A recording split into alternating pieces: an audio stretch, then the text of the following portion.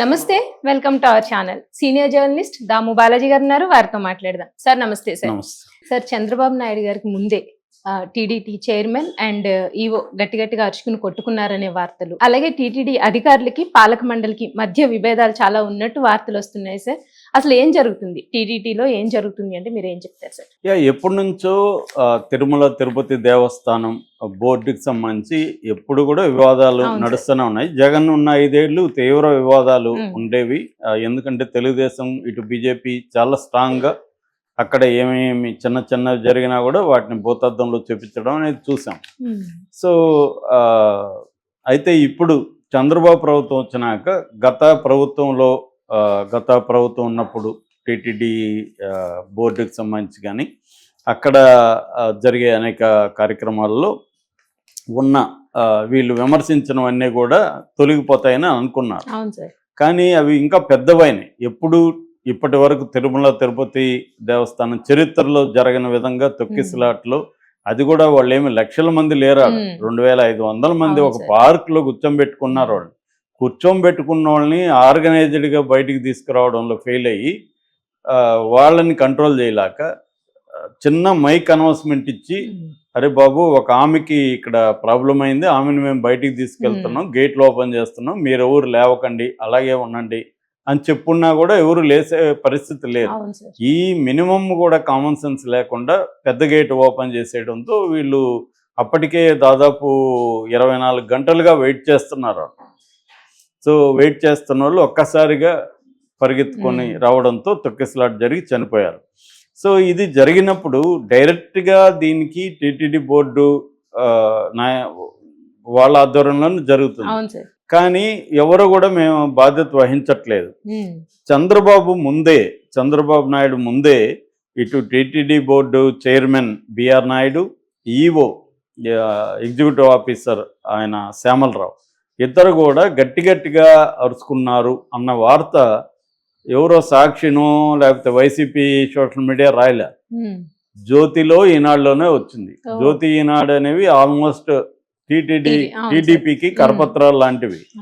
వాళ్లే రాశారు దీంట్లో ఏమని, ఇట్లా గట్టిగా ఆర్గ్యుమెంట్ చేసుకున్నారు అనేది రాశారు. వాళ్ళు రాసిన దాని ప్రకారం చంద్రబాబుకి TTD chairman B R Naidu complaint ఇచ్చాడని ఈవో మీద. ఈవో నాకు అసలు ఏమీ చెప్పట్లేదు, ఆయన నిర్ణయాలు ఆయనే సొంతంగా తీసుకున్నా అంటే ఏం చెప్పట్లేదు, అన్నీ చెప్తూనే ఉన్నాం కదా, అసలు నువ్వే మాకేమి చెప్పకుండా నువ్వు ప్రెస్ మీట్లు పెట్టి అనౌన్స్ చేసేస్తుంటే మాకెంతో తలనొప్పి వస్తుందో తెలుసా, శ్రీవాణి ట్రస్ట్ గురించి మాతో డిస్కస్ చేయకుండా నీ పాటికి నువ్వు ప్రెస్ మీట్ పెట్టి చెప్పేశావు, మాకు దానివల్ల ఎన్ని సమస్యలు వచ్చాయో నీకు అర్థమైందా అని ఆయన కూడా వాయిస్ రైజ్ చేస్తే, ఇలా ఇద్దరు కలిసి కొట్టుకుంటుంటే చంద్రబాబు వారించి మీరిద్దరు కలిసి సమన్వయంగా పనిచేయాలి అది ఇదని చెప్పాడు తప్ప ఆయన కూడా ఏమీ చేయలేని పరిస్థితి. అంటే నిర్ణయాలు తీసుకోవాలి కదా, తేల్చమని చెప్పాలి కదా, ఎవరిది తప్పు, నువ్వు ఏ నిర్ణయాలు చెప్పలేదని. ఫర్ ఎగ్జాంపుల్ ఈ ముక్కోటి ఏకాదశికి సంబంధించిన ఏర్పాట్లకు సంబంధించి 15 సమావేశాలు జరిగితే వీళ్ళిద్దరూ కలిసి, అంటే బిఆర్ నాయుడు, ఈవో శ్యామలరావు కలిసి ఒక్క సమావేశంలో మాత్రమే పాల్గొన్నారు అని కూడా ఆంధ్రజ్యోతి రాసింది. అంటే అర్థం ఏమిటి, రేపు ముక్కోటి ఏకాదశి జరుగుతుందంటే నాకు అసలు ఏమీ తెలియట్లేదని బిఆర్ నాయుడు చెప్తున్నాడు. అంటే ఒక టీటీడీ చైర్మన్కి అక్కడ జరిగే విషయాల పట్ల అండర్స్టాండింగ్ లేకపోతే ఇంకా ఆయన ఎందుకు, ఆయనన్నా తీసేయాలి, ఆయన చేతగానోడని.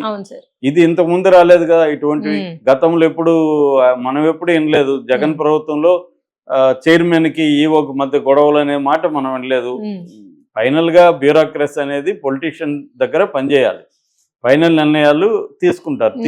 అతనికి నచ్చకపోతే నన్ను ట్రాన్స్ఫర్ చేయండి సార్ అంటాడు, వేరే దగ్గరికి వెళ్ళిపోతారు.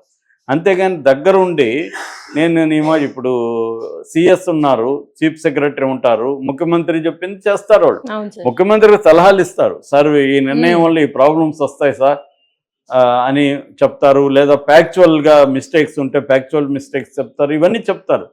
అవన్నీ చెప్పిన ఫైనల్ డెసిషన్ ఎవరిది, చెప్పేవరకే వీళ్ళది. ఫైనల్ డెసిషన్ ఎవరిది అంటే ముఖ్యమంత్రిది. ముఖ్యమంత్రి నిర్ణయం తీసుకుంటే నీకు ఇష్టం ఉన్నా లేకపోయినా నువ్వు అది అమలు చేయాలి, అది సిస్టమ్ ఉండేది. లేకపోతే వాళ్ళని ఎందుకు ప్రజాస్వామ్యం ఎన్నుకోవాలి, అందరూ అధికారులు పరిపాలించే సిఎస్ఐ నిర్ణయాలు తీసుకోవచ్చు కదా, ముఖ్యమంత్రి ఎందుకు? ముఖ్యమంత్రి ఏంటంటే ప్రజల ప్రయోజనాలు దృష్టిలో పెట్టుకొని ఆయన నిర్ణయాలు తీసుకుంటాడు. దానివల్ల ఏమైనా ఇబ్బందులు వస్తాయనుకుంటే వీళ్ళు సెక్రటరీలు చెప్తారు. అట్లాగే మంత్రుల దగ్గర కూడా ప్రిన్సిపల్ సెక్రటరీ ఉంటారు ఆయా శాఖల్లో. మంత్రికి తెలియకపోతే చెప్పిస్తారు సార్ ఎందుకంటే వీళ్ళు అనేక ఏళ్లుగా అనుభవం ఉంటుంది, మంత్రి కొత్తగా వచ్చి ఉండొచ్చు. అప్పుడు కూడా మంత్రి చెప్పినా కూడా ప్రజల ప్రయోజనాల దృష్ట్యా నేను ఈ నిర్ణయం తీసుకుంటున్నాను అని కానీ ప్రిన్సిపల్ సెక్రటరీకి చెప్తే ప్రిన్సిపల్ సెక్రటరీ అమలు చేయాల్సింది, ఇష్టం లేకపోయినా. మనకు చాలామంది ఐఏఎస్ ఆఫీసర్లు పుస్తకాలు రాస్తున్నారు వాళ్ళ అనుభవాలు, తెలుగులో కూడా రాశారు. మోహన్ కందా కానీ ప్రసాద్ గారు కానీ వీళ్ళు రాశారు. అది చదివితే కూడా ఇలాంటి అనుభవాలు చాలా ఉంటాయన్నమాట. ముఖ్యమంత్రులతో కానీ ప్రధానమంత్రులతో కానీ. ప్రసాద్ అని ఆయన మన పివి నరసింహారావు దగ్గర కూడా పనిచేస్తారు. నేను అట్లాగే కొన్ని మోడీ దగ్గర పనిచేసిన వాళ్ళ పుస్తకాలు కూడా చదివాను. వాళ్ళు ఏంటంటే ఒక్కోసారి వాళ్ళే అడుగుతారు, ఈ నిర్ణయం ఇలా అనుకుంటున్నాను, దీనివల్ల ఏమైనా ఇబ్బందులు ఉంటాయో మీరు చెప్పండి, ఎలా అమలు చేయాలి ఏంటి అడుగుతారు ఒక్కోసారి. ఒక్కోసారి ఇప్పుడు సీనియర్ చంద్రబాబుకి ఆయన బోల్డ్ మందిని ఇట్లాంటి వాళ్ళని చూశాడు, ఆయనకి అపారమైన అనుభవం ఉంటుంది కాబట్టి అలాంటి వాళ్ళు ఏంటంటే అవి కూడా ముందుగానే ఆలోచించుకొని చెప్తారు. ఒక్కోసారి అడుగుతారు కూడా వీళ్ళ అనుభవం ఏంటి వాళ్ళ నుంచి అని. సో అవేమి లేకుండా ఒక బిఆర్ నాయుడు టీటీడీ చైర్మన్, ఆయన గతంలో అనుభవం ఉండకపోవచ్చు కానీ ఆయన నోటీస్కి అయితే తీసుకెళ్ళాలి కదా, నిర్ణయాలు ఏమన్నా ఉంటే ఆయన ఇన్వాల్వ్ చేయాలి కదా. అవేమి చేయకపోతే మరి ఈవోని ఎందుకు చంద్రబాబు నిర్ణయం తీసుకొని ఆయన తీసేయలేకపోతున్నాడు? సో ఇక్కడ ఇప్పుడు ప్రాబ్లం వస్తుంది. అంటే చంద్రబాబుకు కూడా బిఆర్ నాయుడు ఉండడం ఇష్టం లేదా, లోకేష్ కోసం సైలెంట్గా ఉన్నాడా?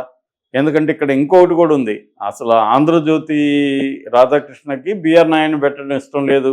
అప్పటి నుంచే చంద్రబాబుకి వ్యతిరేకంగా తెలుగుదేశానికి వ్యతిరేకంగా రాధాకృష్ణ చేస్తున్నాడు, ఇలాంటి ఆరోపణలు కూడా ఉన్నాయి. సో ఏదేమైనా ఇదొకటి. రెండవది, చంద్రబాబు సూచన మేరకు పాలక మండలిని సమావేశపరిచారు ఈ విషయం మీద డిస్కస్ చేయడానికి. ఆ పాలక మండలిలో చాలామంది సీనియర్లు కూడా ఉన్నారు. ఇటు భానుప్రకాష్ రెడ్డి, పనబాక లక్ష్మి, జ్యోతిల్ నెహ్రూ, ఎంఎస్ రాజు ఆయన ఎమ్మెల్యే కూడా, మహేందర్ రెడ్డి, ఇలాంటి వాళ్ళంతా కూడా పార్టిసిపేట్ చేశారు మొన్న. ఎవరో కొంత నార్త్ ఇండియా నుంచి ఉన్న ఒకరిద్దరు సభ్యులు తప్ప అందరూ వచ్చారు.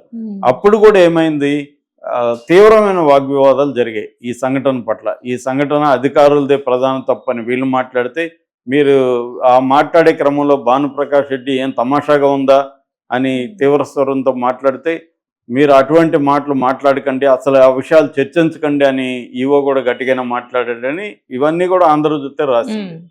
మరి ఈ స్థాయిలో అక్కడ అధికారులకి ఇటు బోర్డు మెంబర్లకి పాలక వర్గ మండలి మెంబర్లకి మధ్య ఇంత ఘర్షణ వాతావరణం ఉంటే ఇంకా నిర్ణయాలు ఏమి జరుగుతాయి? సాక్షాత్తు బిఆర్ నాయుడికే ఏమీ తెలియకపోతే ఇంకా వాళ్ళ సమన్వయం ఎలా ఉంటుంది? పై స్థాయిలో సమన్వయం లేకపోతే కింది స్థాయిలో సమన్వయం ఉండదు. సో ప్రధానంగా దీన్ని ఫస్ట్ చంద్రబాబు అడ్రస్ చేయాలి. ఇక్కడ చంద్రబాబు ఇమీడియట్గా పాలక మండలికి అధికారులకి ఉన్న సమస్యని సాల్వ్ చేయకపోతే ఇంకా పెద్ద ప్రమాదాలు జరుగుతాయి. సో బిఆర్ నాయుడు కొత్త కావచ్చు కానీ ఆయన తెలుసుకోవాలి, అధికారుల అభిప్రాయాలు వినాలి. పాలక మండలి సీనియర్ మెంబర్లు ఉన్నారు, ఆల్రెడీ గతంలో పనిచేసిన వాళ్ళు ఉన్నారు, వాళ్ళ అనుభవాల నుంచి నేర్చుకోవాలి. అవేమి జరుగుతున్నట్లేదు. అందువల్ల ఇప్పుడు బిఆర్ నాయుడు మీద తీవ్ర విమర్శలు అన్ని వైపుల నుంచి వస్తున్నాయి. తెలుగుదేశం మీడియా కూడా బిఆర్ నాయుడు వచ్చినాక కొన్ని తప్పులు జరుగుతున్నాయి, విఐపి కల్చర్ బాగా పెరిగిపోయింది, గతంలో ఉన్న చెడ్డ సంస్కృతి జగన్ పాలనలు ఏదైతే విమర్శించినా అవే ఉన్నాయి. బిఆర్ నాయుడు కూడా జగన్ వల్ల నాకు చాలా భక్తి దేవుడు అంటే, అయినా కూడా నేను ఇన్నేళ్ళు రాలేదు, ఎందుకంటే జగన్ పరిపాలన అక్రమాలు అన్యాయాలు జరుగుతున్నాయని రాలేదని కూడా స్టేట్మెంట్ ఇచ్చాడు. మాట్లాడితే ఆయన గతంలో జగన్ ప్రభుత్వం మీద విమర్శలు చేస్తుంటాడు. మంచిదే, జగన్ ప్రభుత్వంలో గతంలో జరిగిన దాన్ని వీళ్ళు ఎత్తి చూపడం అవన్నీ ఓకే, కానీ వాటిని రిపీట్ చేయకూడదు. అంతకంటే ఎక్కువ జరుగుతున్నా కూడా సైలెంట్గా ఉన్నారు. అసలు మొదటికే మోసం అంటే బిఆర్ నాయుడు చైర్మన్ని అధికారులు ఖాతరు చేయకపోతే మరి ఆయన ఇన్ని రోజులు ఏం చేస్తున్నాడు? చంద్రబాబు దృష్టికి ఎందుకు తీసుకెళ్ళలేదు? ఇన్ని రోజులు గట్టిగా పాలక వర్గాన్ని మండలిని